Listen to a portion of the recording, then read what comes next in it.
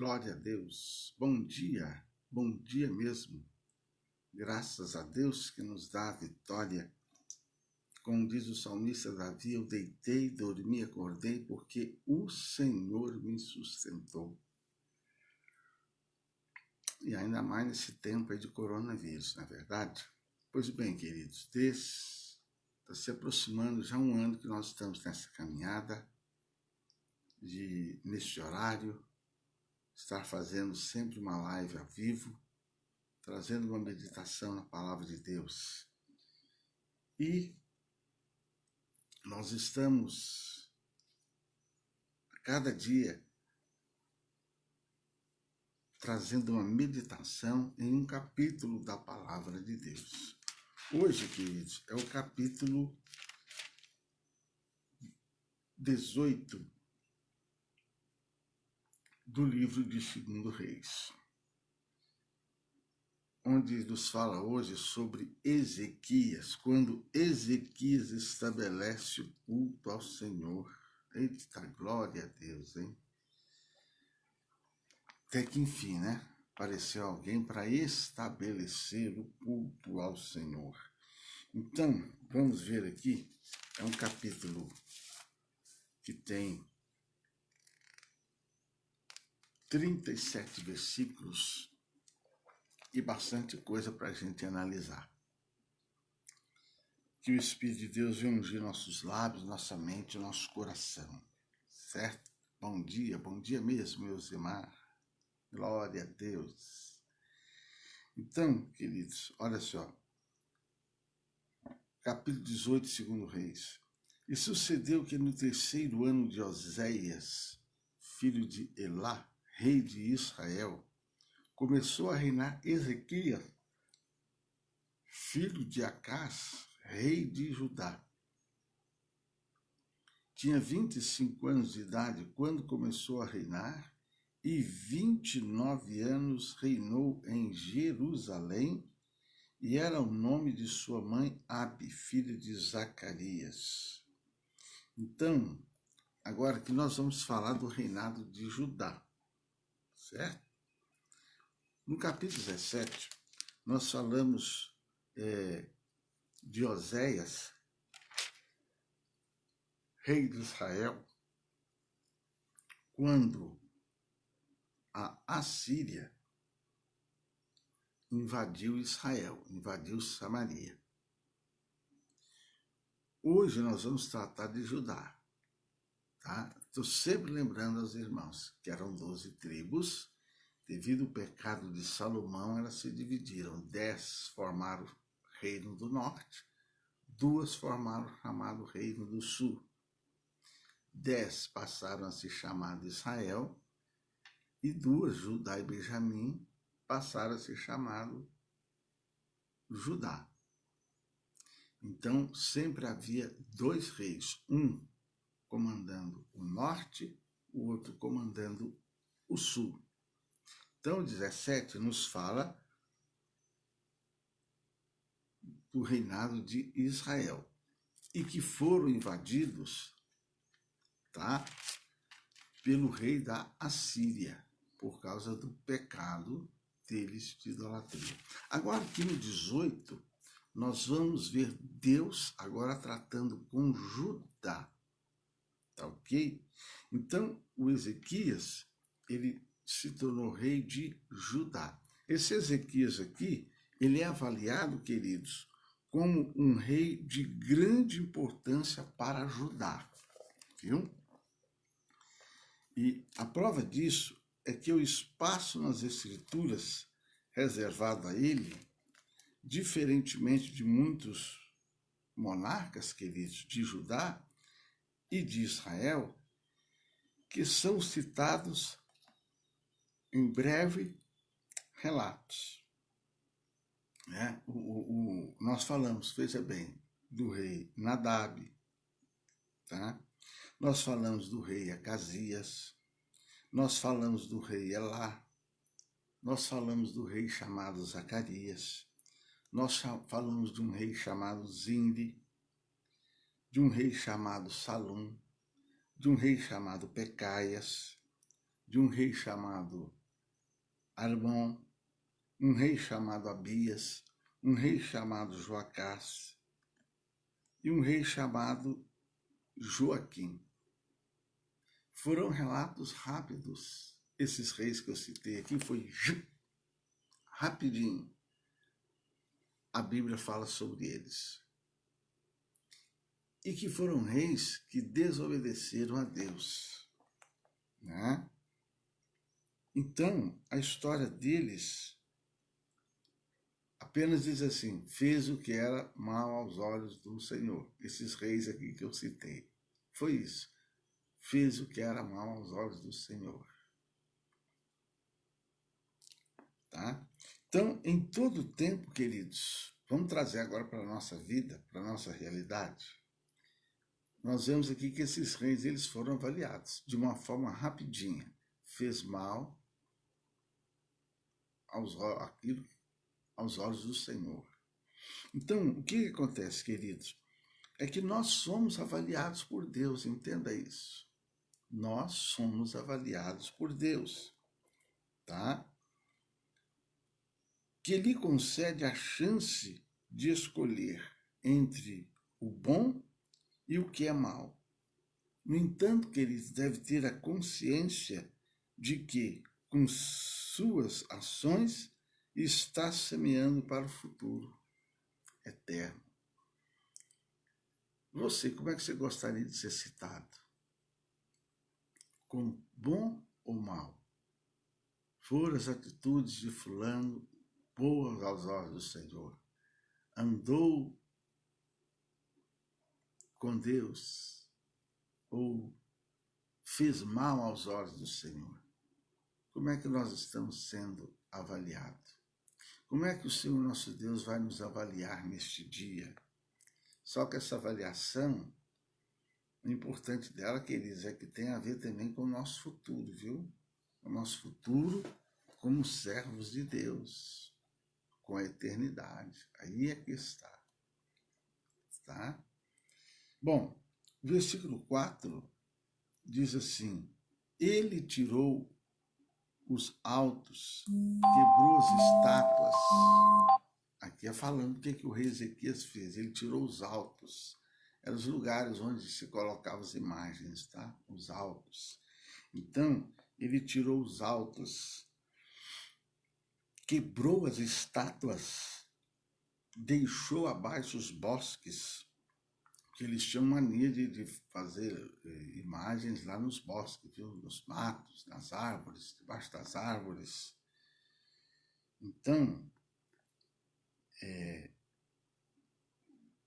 fez em pedaço a serpente de metal que Moisés fizera. Portanto, até aquele dia os filhos de Israel queimavam incenso e lhe chamaram Neustã. Inclusive, queridos, uma vez eu vi um dicionário da Igreja Católica Romana dizendo por que se fazia imagem na Igreja Romana. É porque você sabe que lá em Números, o povo de Israel eles eram picados por serpente. Então o próprio Deus mandou ele fazer uma imagem, né? Uma imagem de uma serpente e colocar no alto e levantar. Então, nesse dicionário católico, ensinando por que a católica manda fazer as imagens, eles apontavam esse exemplo. Não, Moisés lá, ele mandou fazer a serpente de metal, uma imagem, e a levantou. Então é baseado ali que a Igreja Romana passou a fazer suas imagens.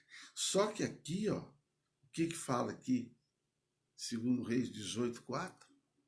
Que o povo de Israel começaram a adorar aquela serpente, chamada de Neustã. O que o rei Ezequias mandou fazer? Mandou quebrar, porque o povo estava adorando. Então, esse dicionário lá católico esqueceu de ver isso aí. Por isso que você tem que pesquisar, estudar a palavra de Deus. Então, a serpente que Deus mandou Moisés fazer, aquela imagem, agora que o rei Ezequias a destrói, a quebra, porque o povo estava adorando. Então, quando fala assim que o rei Ezequias tirou os altos, é que ele foi corajoso. Porque nós vimos a história aqui de alguns reis que fala assim, andou na presença de Deus, andou na presença de Deus, porém não destruiu os altos. Nós falamos aqui de alguns reis. Fez o que era bom aos olhos do Senhor, porém, na hora de destruir a idolatria, eles não tiveram coragem. Então, só que o rei Ezequias ele foi corajoso ao derrubar todos os altares e postes de adoração pagãos de Judá, inclusive a Neustã, a serpente de metal erguida no deserto na época de Moisés. Essa história está lá em Números, no capítulo 21, versículo 8 a 9, e no canal Leles, se você procurar lá, você vai encontrar que tem uma mensagem que nós fizemos de Números no capítulo 21 sobre isso, tá? Então, queridos, ela deveria ser um monumento histórico para Israel e não objeto de idolatria. Então, Moisés fez, quem olhava para ela era curado. Ali estava tipificando Jesus, que foi levantado na cruz. Quem olha para ele recebe a cura da sua alma, a salvação. Então, depois ela ficou lá como algo histórico. Só que o povo de Israel passou a adorá-la e chamá-la de Neustã, né? Então, como o povo passou a adorá-la, e o que aconteceu? O que era bênção no passado se tornou maldição por causa da corrupção da fé, viu? Então, é preciso cortar tudo o que atrapalha a nossa comunhão com Deus. Então, por que o rei Ezequias cortou até aquela serpente? Porque ela estava agora atrapalhando o povo de Deus. Ela que havia sido bênção, agora estava se tornando objeto de maldição. Então, queridos, é importante cortar em nossa vida. Há certas coisas que às vezes nós temos que ser até radicais, tá? Porque a nossa salvação jamais pode ser colocada em risco. Então, aquilo que há na sua vida que coloca a sua salvação em risco, é importante ser cortado, né? E quem vai saber disso é você, viu? Bom, o versículo 5 fala assim: no Senhor Deus de Israel confiou, de maneira que depois dele não houve quem lhe fosse semelhante entre todos os reis de Judá, nem entre os que foram antes dele. Então a Bíblia aqui, ó, ela fala que ele confiou em Deus e não houve outro rei como ele, nem antes e nem depois.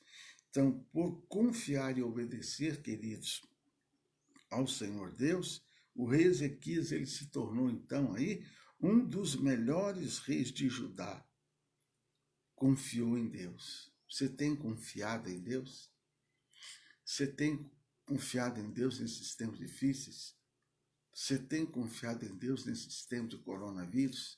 Você que daqui a pouco vai sair para trabalhar, vai sair para negociar, né?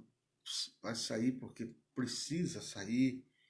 Você tem confiado em Deus? Você que tem suas contas a pagar, sua conta de água, sua conta de luz, carro, manutenção do carro.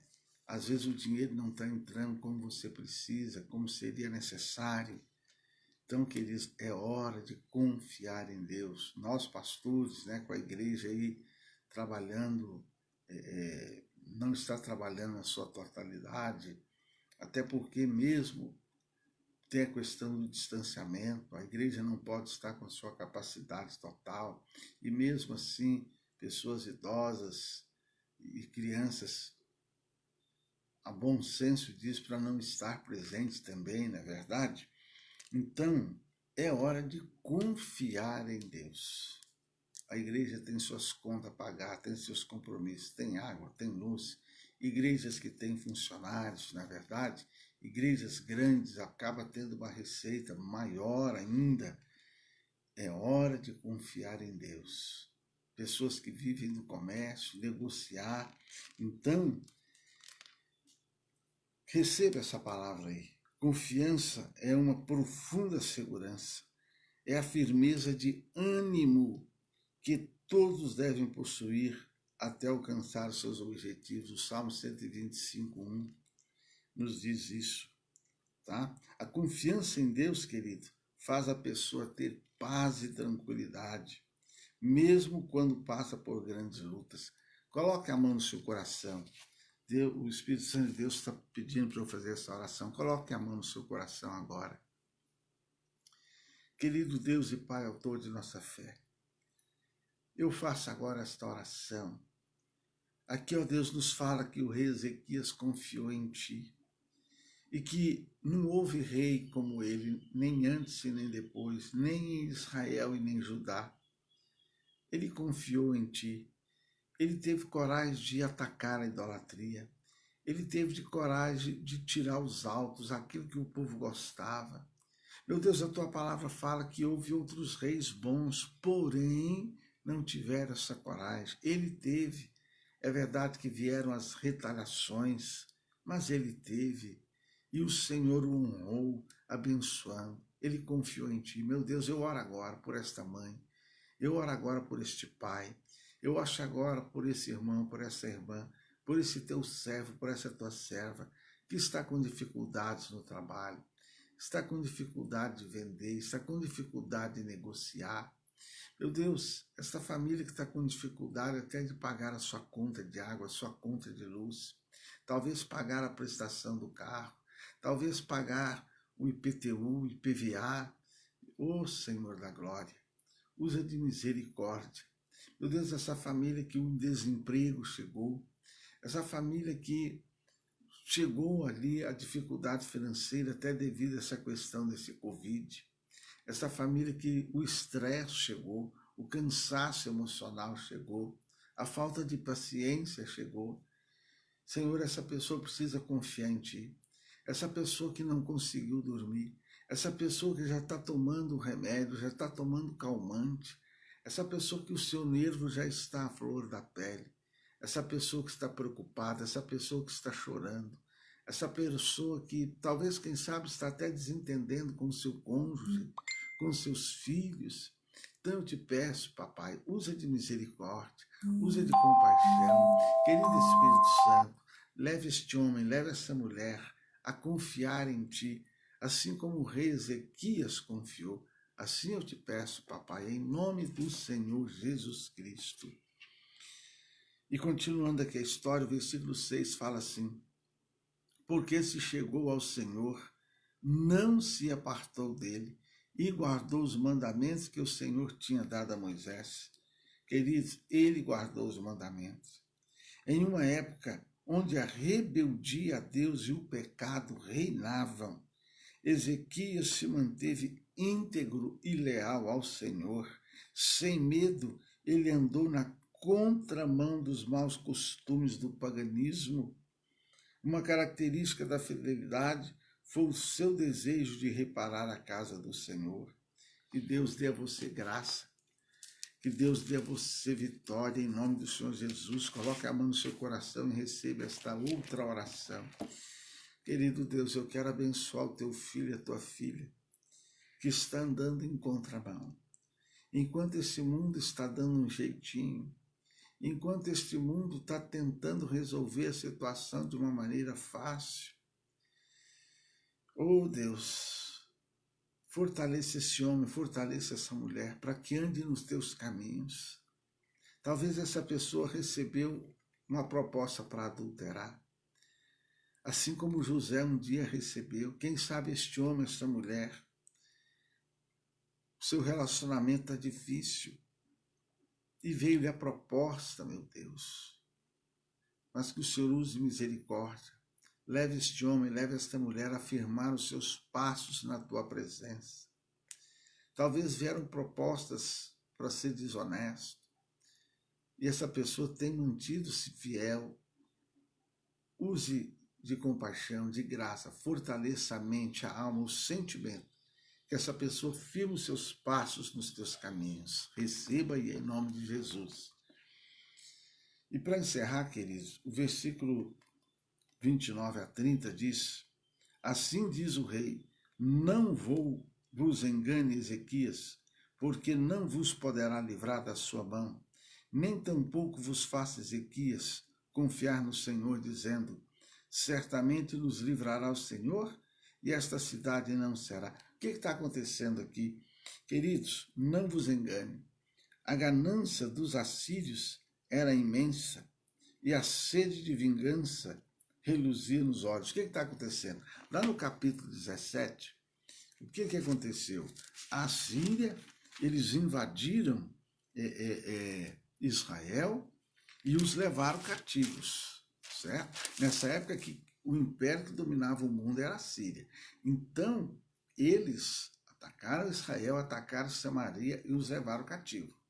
Agora, o que o rei da Síria queria fazer? Ele queria fazer a mesma coisa com Judá. Ele queria atacar Jerusalém. Ele queria levar o escravo. Só que tem uma coisa, o rei de Israel não estava na presença de Deus, não. Só que aqui o rei de Judá, o Ezequias, ele estava na presença de Deus. Então, quando ele chegou lá, ameaçando, o que o Ezequias fez?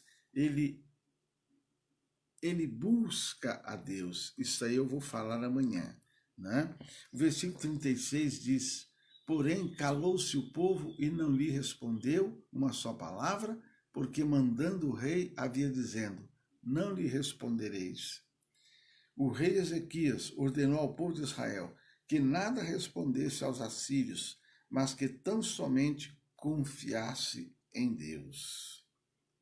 Tá? Então nós vamos encerrar por aqui. Coloque a mão no seu coração, eu vou fazer outra oração. Amanhã a gente continua essa história. É uma história linda, é uma história bonita. A gente vê esse rei fiel a Deus, o melhor rei que Israel e que Judá tiveram. Tá? Não houve nenhum outro antes dele, como ele, e nem depois dele. Só que o inimigo veio contra ele. Amanhã a gente fala a postura dele, a posição dele. Mas aqui ele toma a postura de ser fiel a Deus. Eu quero terminar essa palavra dizendo, seja fiel a Deus, custe o que custar. Você é dizimista, você sempre foi fiel até aqui, continue. Você sempre foi fiel na sua oferta, continue. Você sempre foi fiel à sua esposa, ao seu esposo, continue. Certo? Você sempre foi fiel aos seus amigos, à sua família, continue. Querido Deus e Pai, eu estou encerrando essa palavra. Eu te agradeço pelo dia que o Senhor fez. Te agradeço por essa palavra que o Senhor nos concede. Obrigado pelas pessoas que estão vendo aqui ao vivo. Obrigado por aquelas que daqui a pouco vão acessar essa palavra. Então, meu Deus, talvez algumas pessoas vão acessar essa palavra daqui 1 ano, daqui 2, daqui 3. Quem sabe, meu Deus, quando o anticristo estiver reinando, alguém vai estar vendo essa palavra. Então, que o Senhor fale. Seja hoje, seja daqui 1 dia, daqui 10, mas que essa palavra seja a palavra do Senhor. Que vá de encontro àquele que está ouvindo, que a fé seja fortalecida, renovada, que a confiança no Senhor seja restabelecida. A fé na casa deste homem, a fé na casa desta mulher, a fé desse pastor, em nome de Jesus. E que o amor de Deus Pai, a graça do Senhor Jesus Cristo, seja com todos vós hoje e sempre. Amém? Queridos, essa palavra ela vai estar colocada no canal Leres, e enquanto o YouTube deixar, ela vai estar lá, não é verdade? E eu vou gravar agora uns 4 minutos também na página da Igreja Quadrangular. Um beijo no seu coração. Glória a Deus.